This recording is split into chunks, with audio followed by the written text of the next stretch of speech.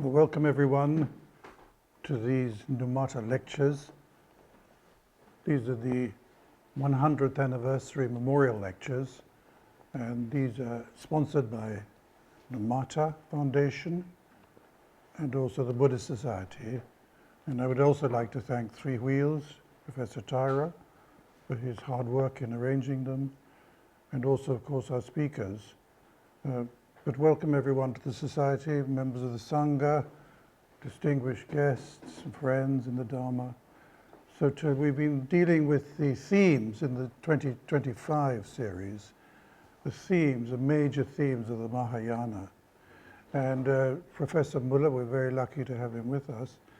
He's a professor from Tokyo, and one of his main subjects is the Yogacara. Those of you who saw the very excellent lecture yesterday will have taken in some of his scholarship. But anyway, we're so glad you're here, Charles. Thank you very much for coming. Lived in Japan for 20 years and has a distinguished list of books behind him. 30, is it? 5 years. Yes, a long time. Anyway, long enough to have picked up, I'm sure, being immersed in the Mahayana. Here in the UK, of course, we just see these things in a rather intellectual way. But when you're in the country, if you're living in a Christian country, you get a feeling for Christianity, even if you're not Christian anymore, particularly. Similarly, in Japan, those of you who visited, you get this feeling of what the Mahayana is about. Anyway, I don't want to take up any more time, but talk a little bit about Charles. He's a Professor Emeritus at the University of Tokyo. Main research lies in the fields of Korean Buddhism, East Asian Yogacara, and the translation of East Asian classical lexicography. He's a publications chairman for the BDK English Tripitaka, author, editor of works on Korean Buddhism, and practitioner of Zen meditation, and following Korean Seon Buddhism, which is Zen Buddhism. And tonight's talk is on the Buddha nature, Tathagatagarbha. So thank you so much for coming. But just to say that, we'll be starting with Professor Shimoda, Masahiro Shimoda, who will be coming first. His first lecture will be on the, where are we now? 26th, yes. The 26th of June, Understanding of the Three Treasures. So please come. You're most welcome to come. Please come. And those of you online, thank you for attending. Thank you, Professor. Okay, thank you everybody, for those who've been here before and those who are coming again. My name is Charles, and I'm originally from Long Island, New York, but I've been in Japan for the last 30 years or so. And so today I'm going to talk about, well, I have a personal story that leads up to this, but when I became interested in Japan at a young age, and during the 80s, as an undergraduate, I studied as an exchange student in Japan at a university, intensively learning the Japanese language. And I didn't know what I was going to do afterwards, but one of the professors there introduced me to University of Virginia. So I applied and I went to the University of Virginia the year after following. And during my first year there, I wrote a paper for a very powerful professor criticizing his understanding of emptiness. And he became furious and basically chased me out of the university. And well, later on, I was probably too arrogant, and later on we became friends again. But for the time being, I was at a loss of what to do, so I returned to my original university for advice, which was State University of New York at Stony Brook, and they said, well, we just opened up a new graduate program, so why don't you come back here? So that's what I did, and principally to study under Korean scholar Sungbae Park to study Buddhism and Korean Buddhism. But the program was located inside, it was not an Asian studies program, it was a comparative literature program. And that meant that my PhD, that meant my dissertation, my tests, a big part of that would be comparative literature. And I didn't really like that, but I didn't have much choice, so I did my best. So studying Derrida and Foucault and all the postmodernist literary critics.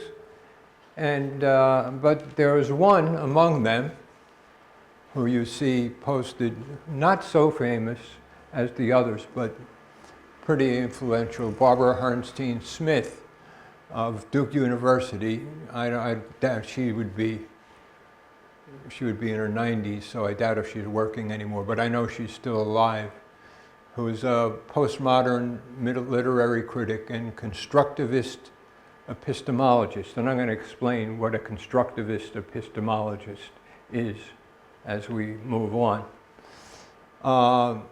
I first read an essay of hers about canonicity.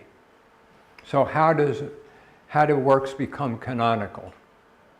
So religious works are canonical, like the Taisho collection of Buddhist works, or that you have in the West, you have a Western literary canon, the works that high school students should study if they're going to be considered literate. And canons had a very reified idea behind them. These are books that have intrinsic value. These are books that will be appreciated by people from all ages because of their value. She disagreed with this. She believed that books have their value based on place and time and circumstance. So she believed that, in my words, she believed that canons are dependently arisen, not holding some intrinsic value. And after that, I began to read her work regularly. And at the same time, doing my own Buddhist studies research.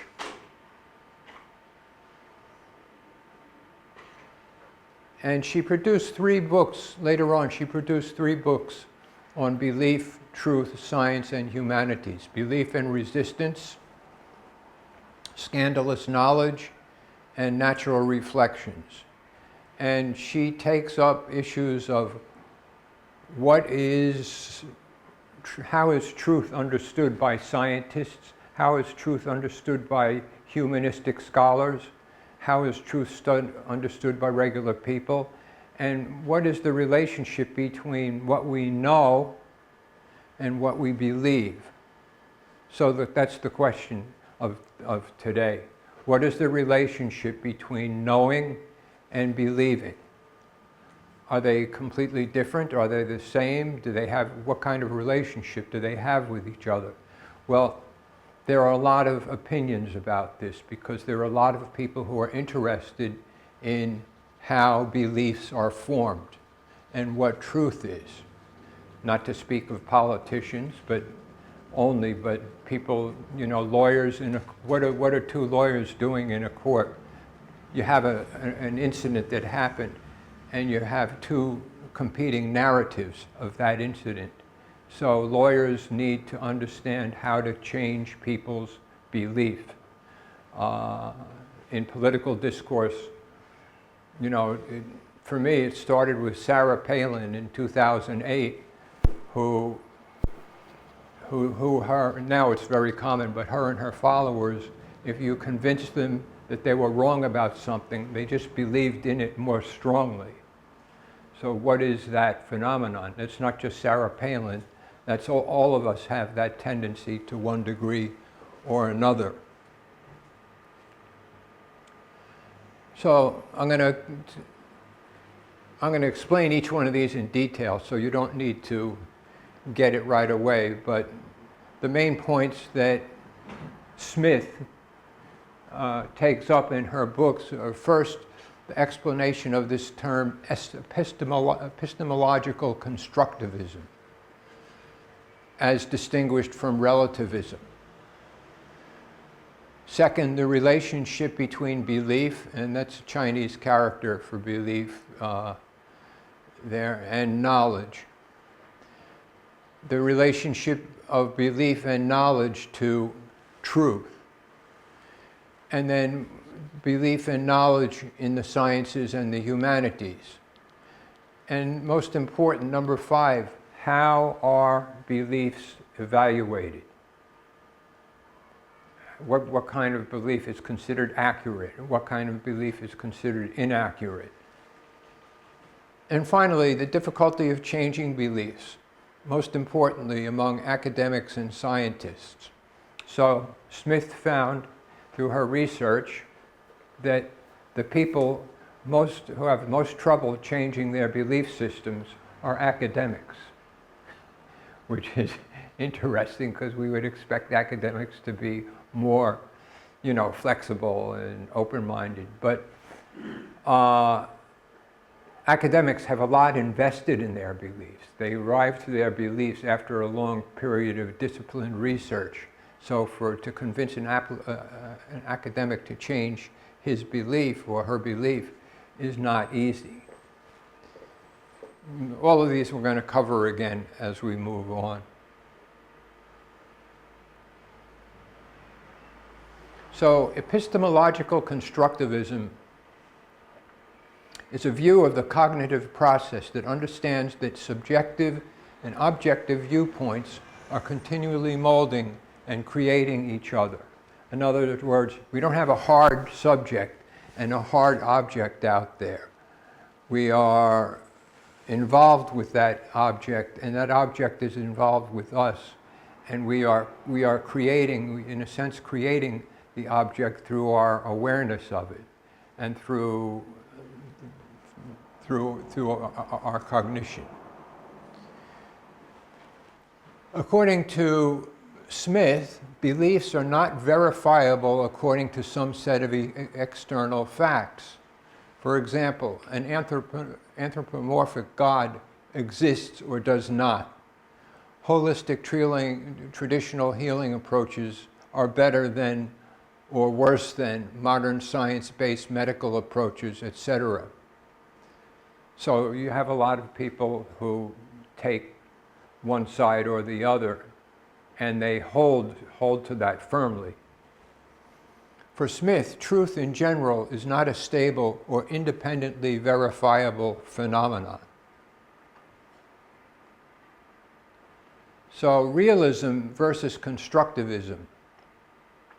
Epistemological realists believe that the world is constituted by independently verifiable facts, the real existence of the external world and its objects as it is. Therefore, they must clearly distinguish between the pair of knowledge and belief. So there's no question, and that's how science functions, basically. Natural science functions based on, we think it functions based on this relationship between knower and known. Constructivists believe that there is nothing in the cognitive process that is free from the continual interplay of the assumed subject and objective aspects. So belief and knowledge are only opposite tendencies in the same cognitive realm. So the Chinese characters there, the one on the left is knowledge and the one on the right is belief.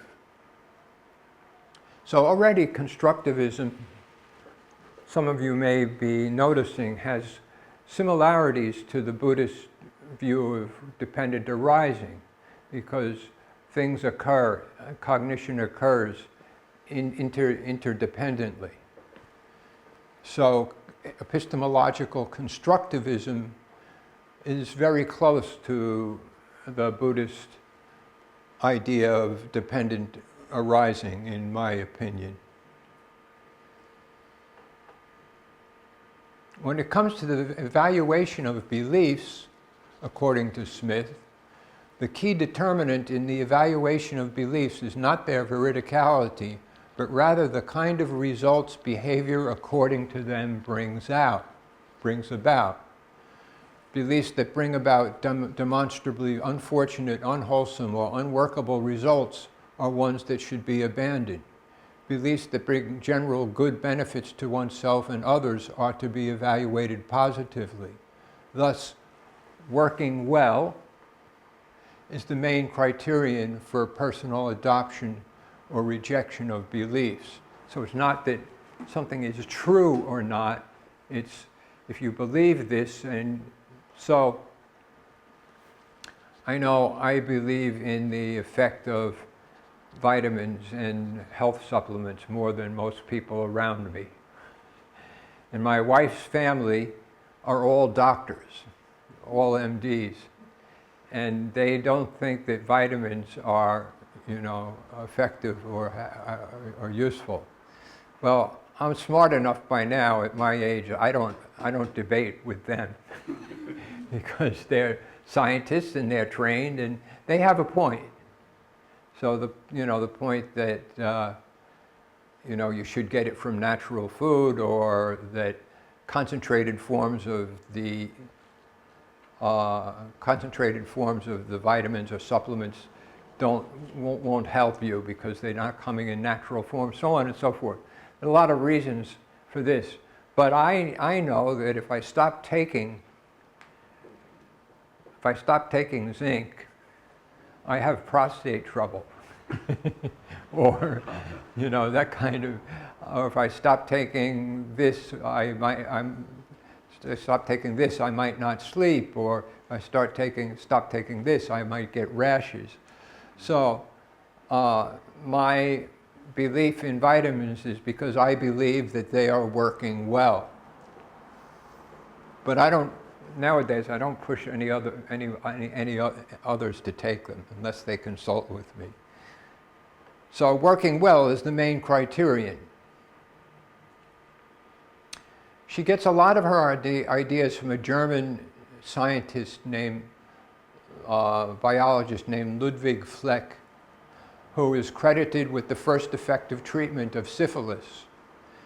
And she uses Fleck's own characterization of a useful belief as one that works well. So she doesn't explain the exact process of how his team arrived at the cure of syphilis, but they didn't arrive at it suddenly. They arrived at it through an interplay of various discussions and trial and error. And she refers to Fleck and working well a lot in her books. The main characteristics of beliefs, according to Smith, are their rigidity. So a main characteristic of beliefs or views is their rigidity, the degree to which they become the object of attachment. Smith is primarily interested in the resistance to change in beliefs. She argues that belief systems have a natural tendency to inertia. Once we believe something, even when presented with disproving facts, we tend not to want to change. And at the time I first began reading all this stuff, it was way before Donald Trump. It was around the time of Sarah Palin. The people are coming out saying ridiculous things, and if you argue against them, their followers just become more adamant. So it's not profitable to try to engage in changing their minds according to this way of thinking. I'm not saying that I subscribe to that completely. Smith is interested in the rigidity seen in academia and science. Scientists, researchers, academics, scientific paradigms as most rigid. Therefore, scientific paradigms are usually the most difficult to change. Smith takes up a series of debates occurring in the humanities and sciences and examines them to see the phenomenon of resistance at work. And so all of these three books are filled with episodes of demonstration of the function of the inertia of belief and the difficulty of changing and the way that eventually beliefs are only changed through a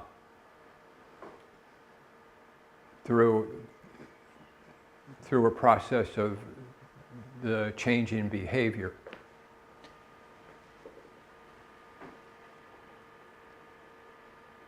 For example, evolution was long accepted, but it's being challenged. I don't know how much here in the UK, but seriously in the south of the United States, it's seriously being challenged by intelligent design. You know, the God ordered this to happen and this to happen and this to happen. And the thing is, intelligent design, people who believe in intelligent design have some kind of strong argument to support their point of view.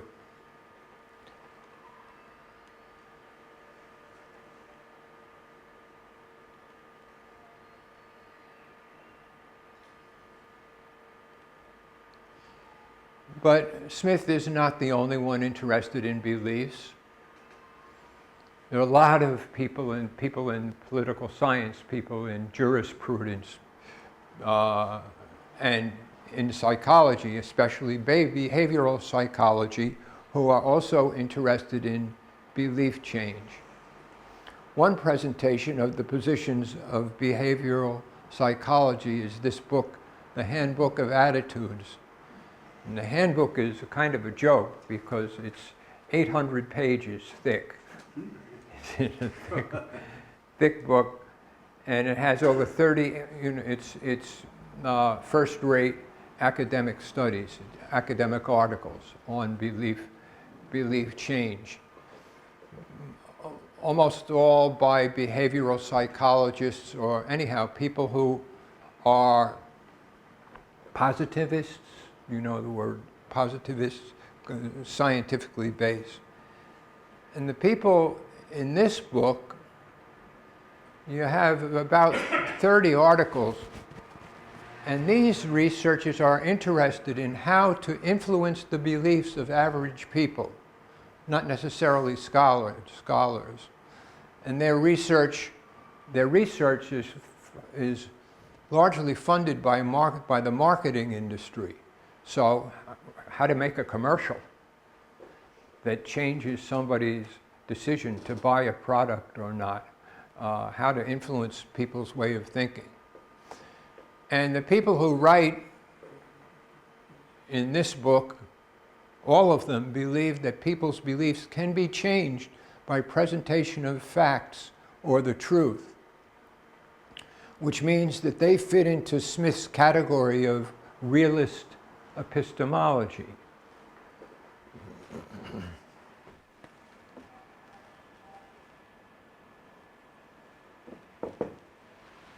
We're going to get to Buddhism eventually.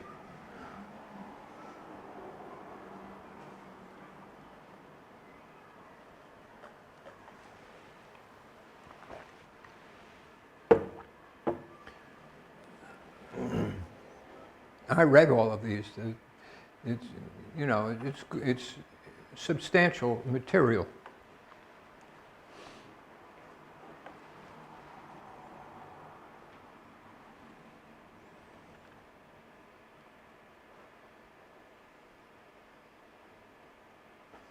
So, in the Handbook of Attitudes, perspectives of about 30 behavioral psychologists. Ordinary people form various political, religious, ethical, health-oriented, and other types of beliefs, opinions, and attitudes. And sometimes they get rid of them.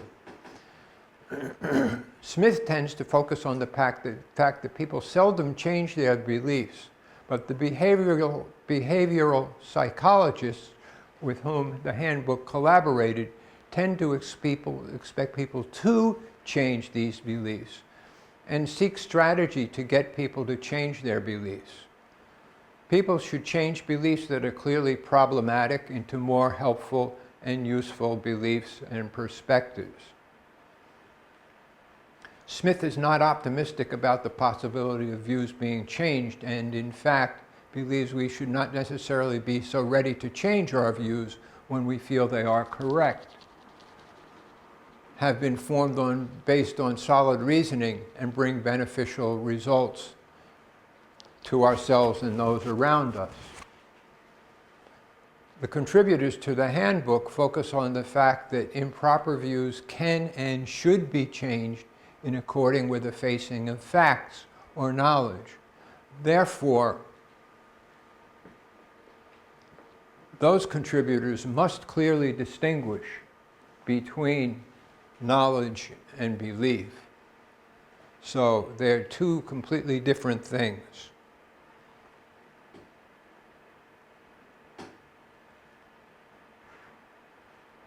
While handbook contributors clearly distinguish belief and knowledge, beliefs can be corrected by knowledge. According to Smith, scientific knowledge and myth are gradient. So there is no real border between what we know. There's some problem with the slides. Okay. See your slide. Okay. Finally, we get to the perspective of Buddhism. So in Buddhism, and I mentioned this briefly yesterday,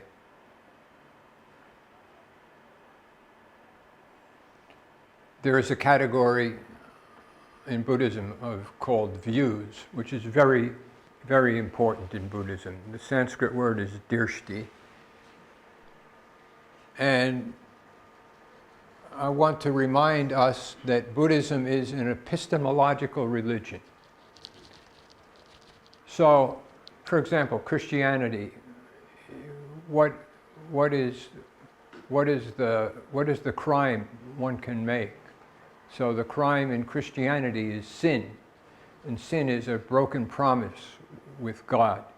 And in Islam, usually the main source of problematicity is pride. In Buddhism, the main problem is ignorance, not understanding reality. So in Buddhism, one's understanding of reality needs to be corrected at the most fundamental level. So therefore, Buddhism is an epistemological religion. So can you think of any other religion that starts with these kinds of cognitive categories and cognitive training? Maybe some Indian religions, but Buddhism is kind of special in its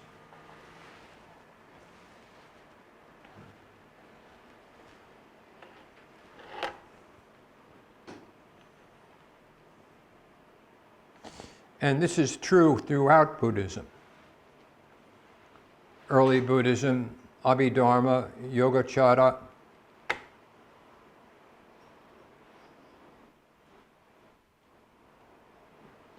Huayan, Zen, Pure Land, and so forth. That is, the main hindrances to enlightenment are the view that one is taking. And that view needs to be corrected. In this context, the term view, drishti, usually means wrong view, mithya drishti.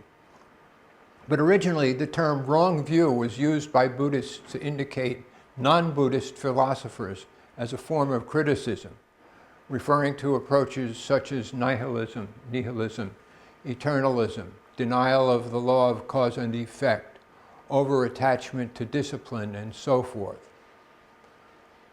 But there's also something known as right view.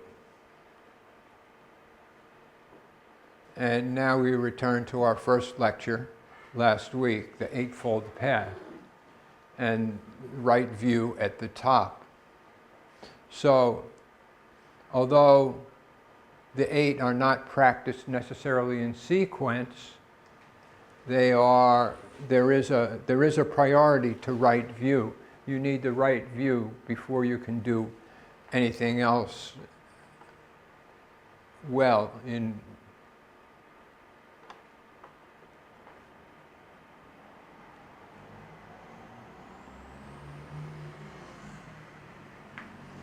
basic content of right view can vary, but it's the proper way of understanding human existence and the existence of all things, cause and effect, operating as karma, which, when ignored, allows one to fall into wrong behavior. Thus, right view can include such notions as impermanence, that's a right view, no self, dependent arising, emptiness, and according to various branches of Buddhism, other kinds of correct ways of seeing the world.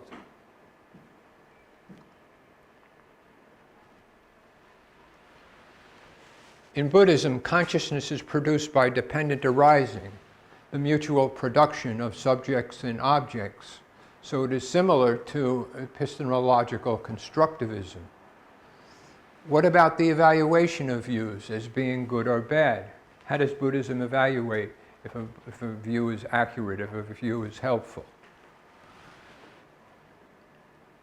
For this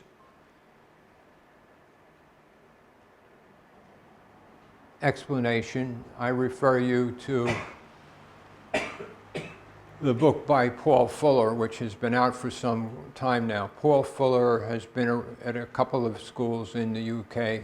I believe last time I checked, he was at Edinburgh. The notion of ditthi in Theravada Buddhism. Ditthi is the Sanskrit, is the Pali equivalent to the Sanskrit drishti.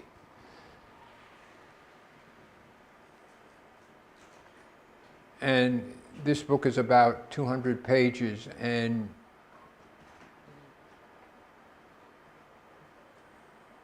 Fuller examines the concept of drishti in view. So Fuller says, views are evaluated to the action they engender, which is exactly the same as what Smith and Fleck say. The aim of right view is to cultivate what is kushala, that is, behavior that works well. A lot of people translate kushala as,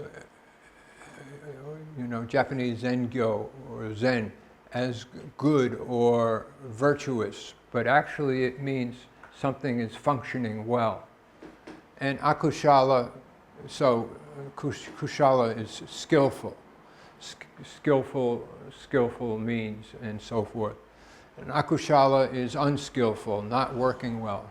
So views are being evaluated not based on some set of scientific facts, but whether they work or not. So that means that if, for example, you are very serious and rigid about practicing the precepts, and you stick to the rules very carefully, vegetarianism and so forth, and you're living in a family, and that strict observance of the precepts causes a fight between you and your parents or your family members, then something is not working well. So the precepts themselves are not good or evil, it's how they are applied. And this is true for all kinds of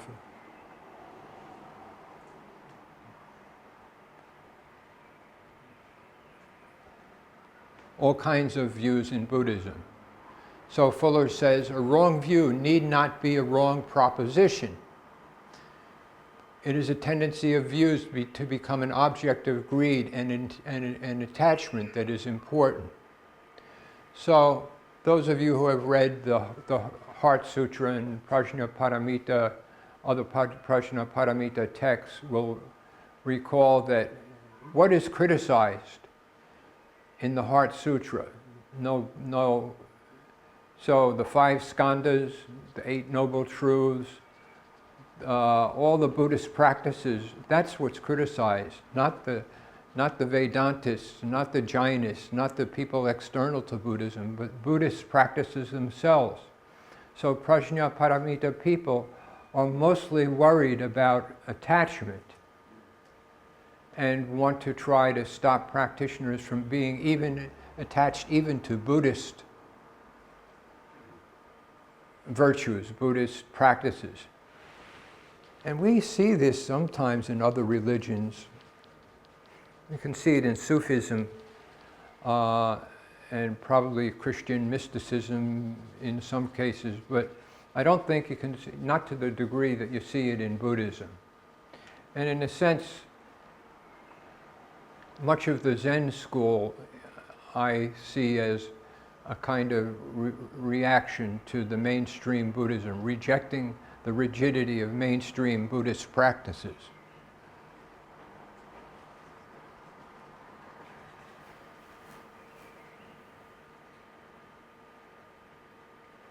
So, resistance to change in Buddhism. A belief or view can be entirely accurate, but once it is clung to, it becomes akushala, ineffective, creating problems.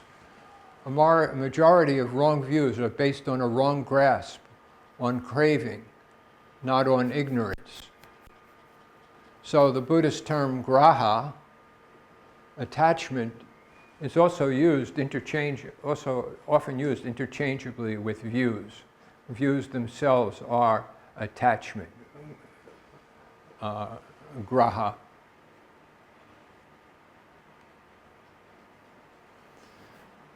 But now Buddhism gets even trickier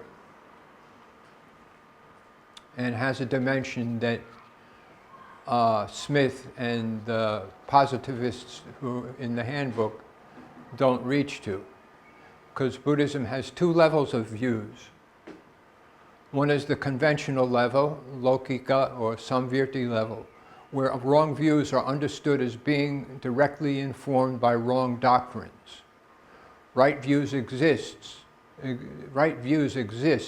such as the belief in cause and effect, or the view of emptiness, no self, etc. So from the conventional point of view, right view is contained in the Four Noble Truths, the Eightfold Path, the teaching of dependent arising, and so forth. And wrong view are views of reality that don't accept or can't acknowledge that. But Buddhism also has a transmundane level, lokottara or paramartha level, where the wrongness of wrong views usually has little to do with what they claim, but whether or not they are attached to. Therefore, as I mentioned, Buddhist texts, such as those in the Prajna Paramita genre, especially criticize attachment to Buddhist teachings, such as no self.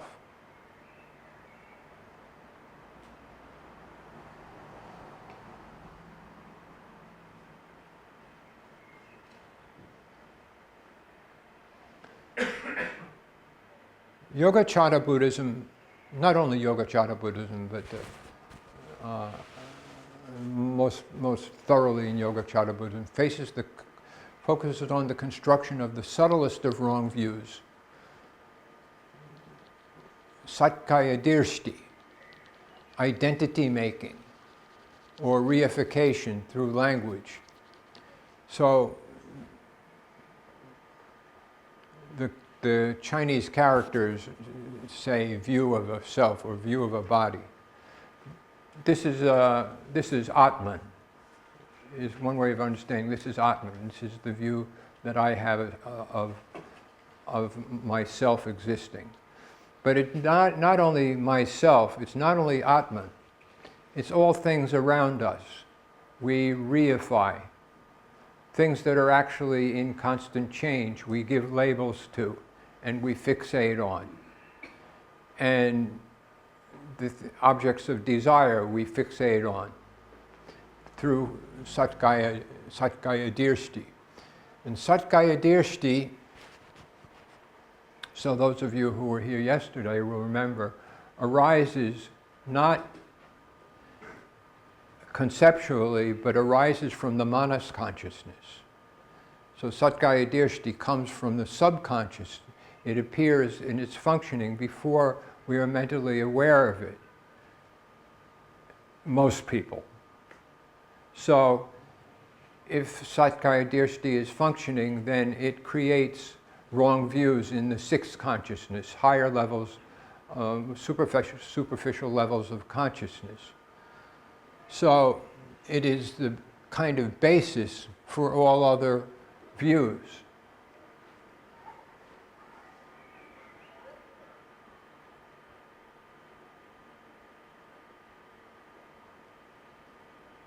It's going to be hard for people to see in the back. So self-view is functioning under the line of consciousness. So it's subconscious. It's at the unconscious level that self-view functions, and it generates views, wrong views, such as nihilism, eternalism. Wrong view. Wrong view means denial or misunderstanding of the law of cause and effect. So that people who deny cause and effect naturally are going to do things that are harmful, that are going to cause problems. And attachment to rules. So Buddhism is filled with these kind of contradictions or self-reversion. So attachment, so following the rules of Vinaya, following the rules of morality is an important part of Buddhism. But if somebody is just following the rules rigidly and trying to impose that on other people, then it's a problem. And there are others. So all are coming from self-view of the manas. So how can they be gotten rid of? Well, in Yogacara, they have the meditative technique and faith and so forth. But Zen school, Pure Land school,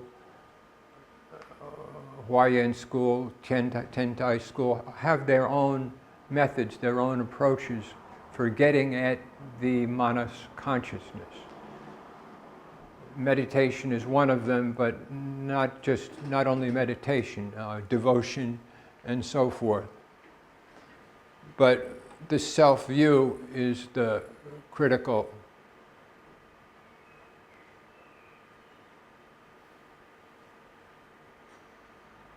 So I would say, my own opinion, but I would say that Zen Buddhism is centered almost exclusively on the removal of views.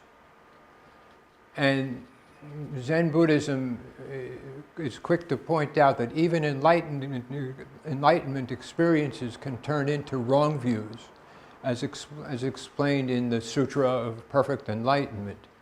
So Sutra of Perfect Enlightenment, I think it's chapter 7, but also in other places. So Sutra of Perfect Enlightenment is written in some extent for advanced practitioners, people who are experiencing some level of enlightenment. And the most dangerous thing that can happen in the Sutra of Perfect Enlightenment is somebody having a partial enlightenment. In Japanese, it's called kensho. So, of course, that's the goal. And if one has a sudden awakening of awareness based on practice, that's what's supposed to happen. But the problem is, once that happens, there's a great danger of becoming proud, arrogant, and looking down on others, and clinging to that experience and in daily life. I'm enlightened, and all the rest of these slobs are don't get it. And it creeps in subtly, but it can take over a person's behavior for 10, 20 years, something like that. So the Enlightenment experience itself becomes the barrier to further enlightenment. So it makes Buddhism very difficult. But so anyhow, Sutra of Perfect Enlightenment says until you have the Buddha's enlightenment, you don't really have enlightenment, and you have to be careful about that. As Desmond mentioned yesterday, I translated this. This was my first book was a translation of this text, and that kind of stimulated my interest. So Barbara Smith says, the moment we understood the believer's position exactly as the believer did, or vice versa, then the difference and dispute between us will dissolve. I mentioned, I think both my lectures, that one of the figures that I studied with the greatest degree of time and intensity and effort was the Korean monk Wonhyo. And Wonhyo is famous for being able to follow the position of one school completely and endorse that position and saying these guys have it right, but at the same time taking the position of another school and from a different perspective following it completely and endorsing that school. And so whether it was the Nirvana school or Lotus Sutra school or Pure Land school or Yogacara, Zen was just arriving at the time. But he was a person it's not that he didn't have principles. When in some of his works, in his commentary, for example, on the Awakening of Faith, and a book that's not extant anymore, 10 Gates, he compares them to each other, and also in a very positive, evaluating way. Not this one is right, this one is wrong. Madhyamakas are good at this. Yogacaras are good at this. Pure Land people are good at this. So he's a kind of person, if he were interested in politics, could have been a good negotiator, because he would understand one side's position fully and understand another side's position fully, and then try to bring some kind of agreement between them. I think the next slide is on another topic, so yeah. So what is one supposed to do, knowing this?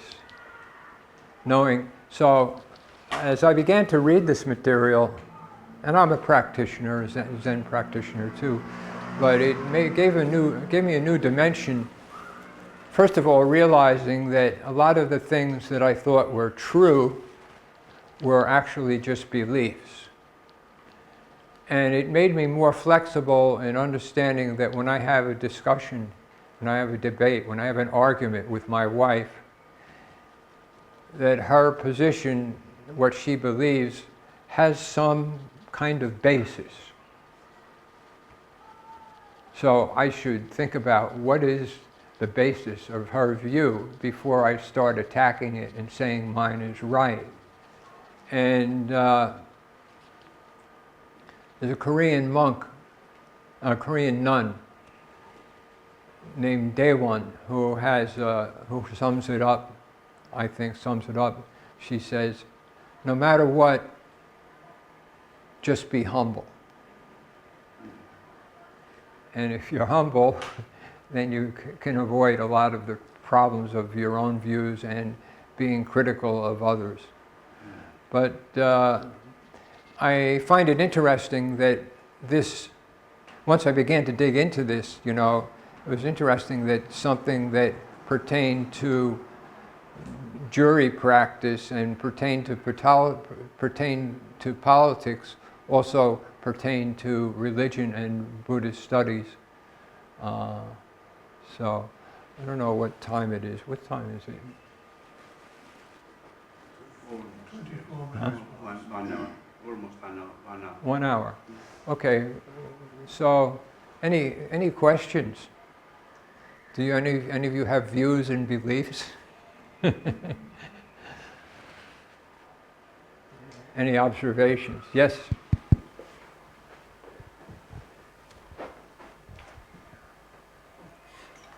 Amazing. Thank you so very much. One thing I kept thinking of while you were talking about the nature of truth, and you brought it back with with you talking about humility at the end, is two people can both believe completely different things are true if what they're trying to understand is far too complicated for human beings to understand. So I'm wondering how much the humility of appreciation of the world or existence is far too complicated for us. That's clearly important in many belief systems. It's missing in logical positivism. And I'm wondering how it relates to your thoughts on Buddhism. Yeah, well, I mean, it doesn't mean we should stop doing science.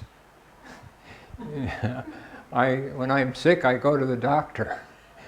And the doctor is trained in curing my diseases, and doctor went to school for 8 or 10 years, so I'm going to at least listen to them.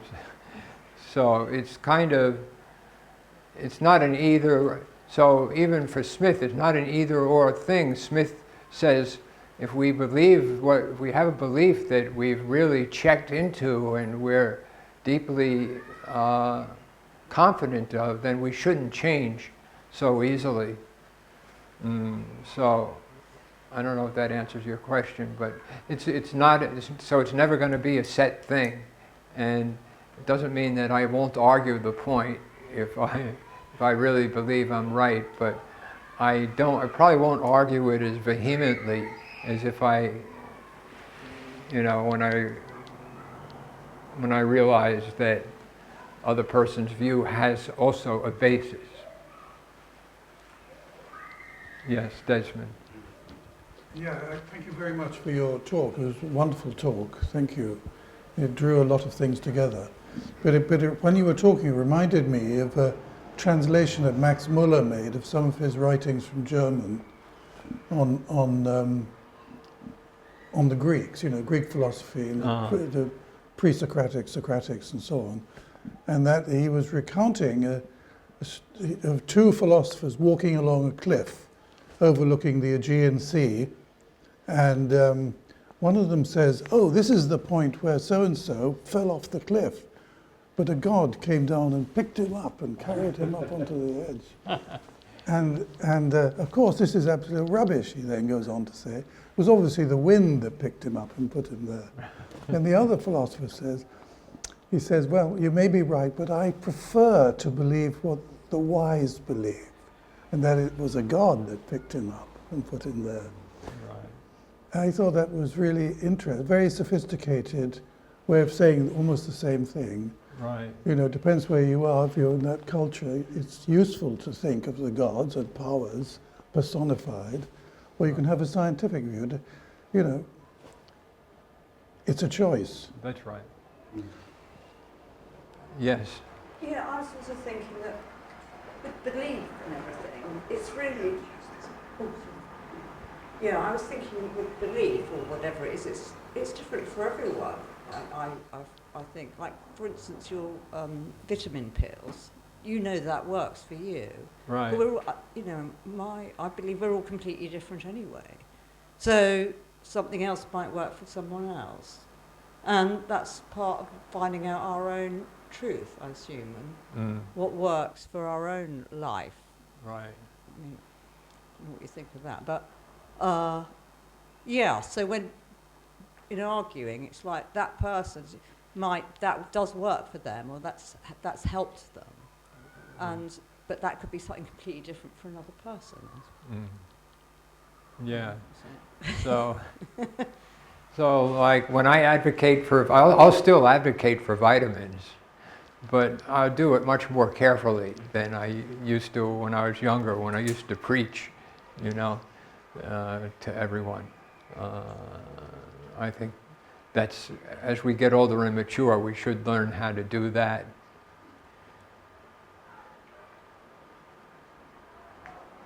Any other? Oh, sure, Desmond. Yeah, just to say that the truth, you know, the idea of the truth is one of the things that cause more trouble in the world than practically anything. And it does need to be deconstructed, That's right. doesn't it? It's urgently deconstructed. That's right. You know the name Joseph O'Leary? He's, Oh, yes. you know Joe? No. So Joe, this is a scholar who lives in Tokyo. In Tokyo we have a monthly discussion group, English language discussion group. We get together. Now we're on Zoom, unfortunately, but he's been a member for about as long as I have, about 25 years. And he was reading sections of a manuscript for a book that he's publishing. The book was Truth and Something in Buddhism. And I said, Buddhism is not really about truth because he's basically a theologian, you know. Buddhism is not really about truth. You could say it's about reality, but truth is problematic. But he ignored me and he went ahead and he published it as it was. But I think Buddhism has a special understanding of language that is not, for example, that Christianity doesn't have, where language is not supreme in Buddhism, and language can always be deconstructed, and concepts can always be deconstructed or undone. The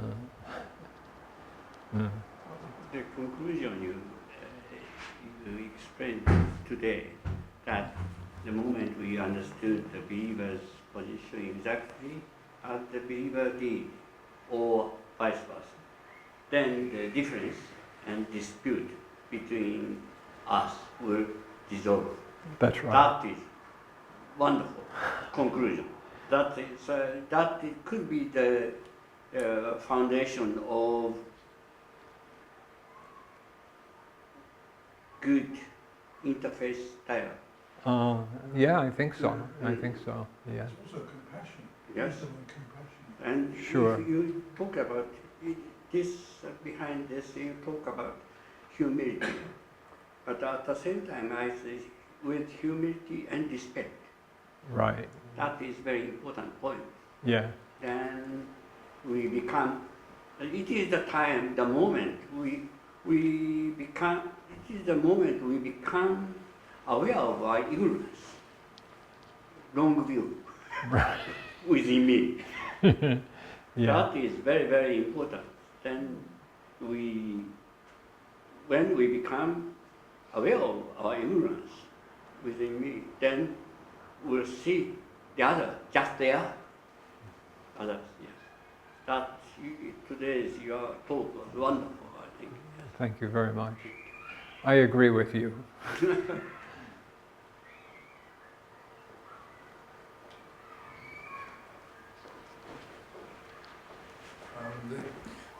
We have in England a Theravada monk named Ajahn Sumedho who likes to remind people that the Buddha frequently would say to skeptics and followers alike, come and see. In other words, prove it for yourself. If it's useful for you, then make use of it. If it isn't, then ignore it. And there is, of course, you would know far better than me, a story of the Buddha mentioning I think to Sariputta, who was invited by some villagers to speak on a particular subject, and he asked Sariputta, "Do you believe what I'm going to say?" And Sariputta said, "No." And Buddha said, "Very good." Because they said, "Why?" He said, "Well, because I don't know yet. I'll have to test what it is that you're saying, and then I'll know." Right. I think that comes somewhere in the middle. Yeah, Truth sure, and belief. sure. Yeah. Buddha sounds very good in that case.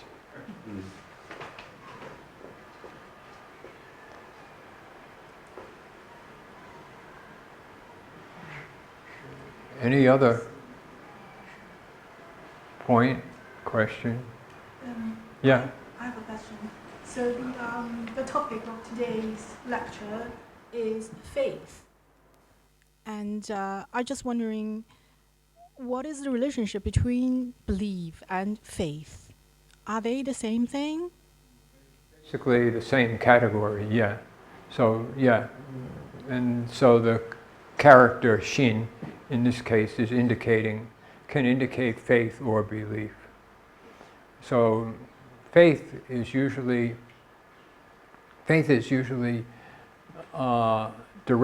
something directed toward a specific object, but it's a kind of view, kind of belief.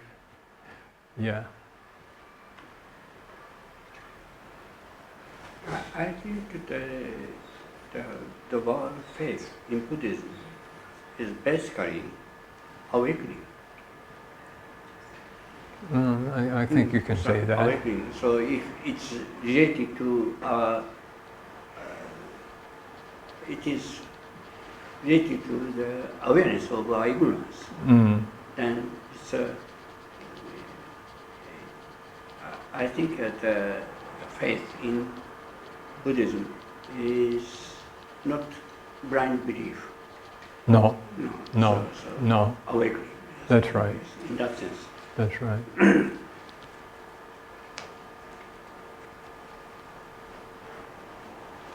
Okay. Thank you, Charles. Thank you. That was wonderful too. Oh, good. I'm glad it was Thank you all. satisfying. Thank you very much. Thank you very much for coming. Can I just say that 26th of June, we have a new speaker, Professor Shimoda from Japan. He'll be talking about, to get the title right, Understanding of the Three Treasures. So please all come. And thank you again for attending. And thank you, Charles, very much. Thank you. Thank you.